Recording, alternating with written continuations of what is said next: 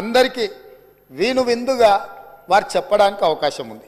కాబట్టి ఈరోజు నేను తమరి ద్వారా మళ్ళొక్కసారి కల్వకుంట్ల చంద్రశేఖరరావు గారికి గత సాగునీటి పారుదల శాఖ మంత్రి తర్వాత ఆర్థిక శాఖ మంత్రి మిత్రుడు హరీష్ రావు గారికి పెద్దలు కడియం శ్రీహరి గారు కూడా గతంలో సాగునీటి పారుదల శాఖ మంత్రిగా చేసిన అనుభవజ్ఞులు.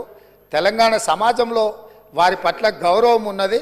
వారు నిష్పక్షపాతంగా అక్కడికి వచ్చి విశ్లేషించి తెలంగాణ సమాజానికి అక్కడ ఉన్న పరిస్థితులు మేమేమంటున్నామంటే కాళేశ్వరం మీకు ఏటీఎంగా మారింది, మీ ఇంట్లో కనకవర్షం కురిసిందని మేము ఇక్కడ అనదలుచుకోలేదు. కాకపోతే అక్కడ ఏదైతే జరిగిందో జరిగిన వాస్తవాలను తెలంగాణ ప్రజలకు తెలుసుకునే హక్కు అధికారం లేదా అని నేను అడుగుతున్నా.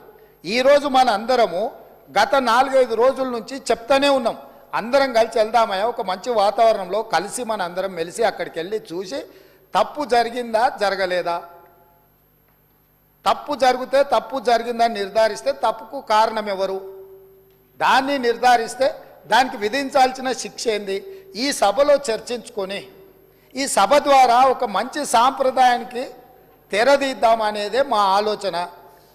ఈరోజు మేము దానికోసమే ఆ ప్రాంత శాసనసభ్యుడు కాబట్టి గతంలో గవర్నర్ గారు ఉండే వారి పేరు ఎందుకు కానీ వారు ఏమన్నారు, కాళేశ్వరరావు అని అన్నాడు హరీశ్వరరావు బదులు. కాళేశ్వరరావు గారిని కూడా ఈరోజు మేము అక్కడికి కాళేశ్వరం పోదామని అడుగుతున్నాము. మేము ఆహ్వానించడంలో ఉన్న తప్పేముంది అధ్యక్ష?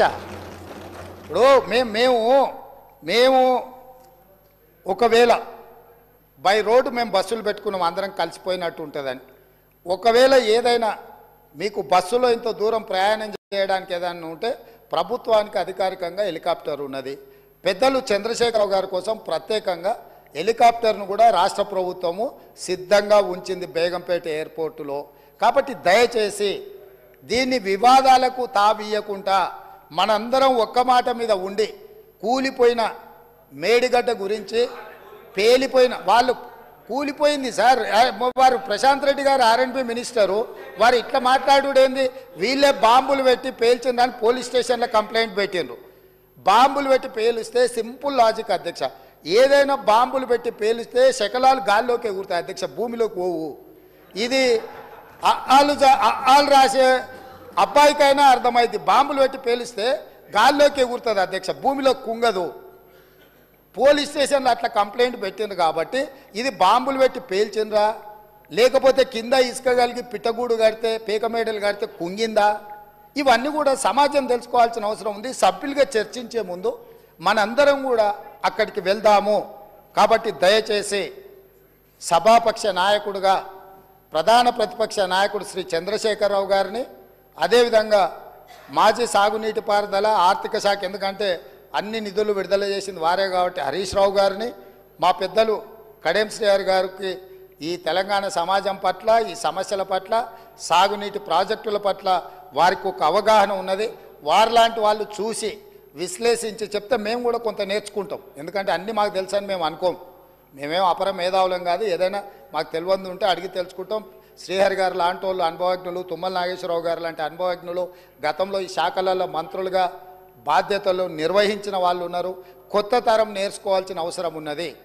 నాకు కూడా శాఖలు ఎప్పుడు నేను నిర్వహించలేదు కాబట్టి నాకు కూడా నేర్చుకోవాల్సిన అవసరం ఉన్నది. నేర్చుకోవడానికి నేను సిద్ధంగా ఉన్నా. కాబట్టి దయచేసి ఇక్కడి నుంచి మనం అందరం బయలుదేరి అక్కడ చూసి అక్కడ ఉన్న పరిస్థితులను అన్నిటిని కూడా అవగాహన చేసుకొని రేపో ఎల్లుండో తమరి అనుమతి తీసుకొని మంత్రి గారు శ్వేతపత్రం ప్రవేశపెడతారు.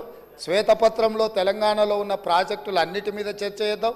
అదేవిధంగా కాళేశ్వరరావు గారి మీద వీటి మీద చర్చ చేద్దాం.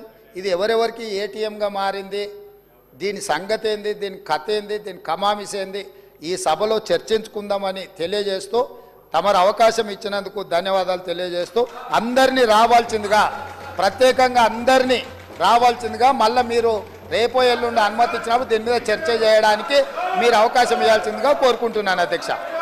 The house is urgent to meet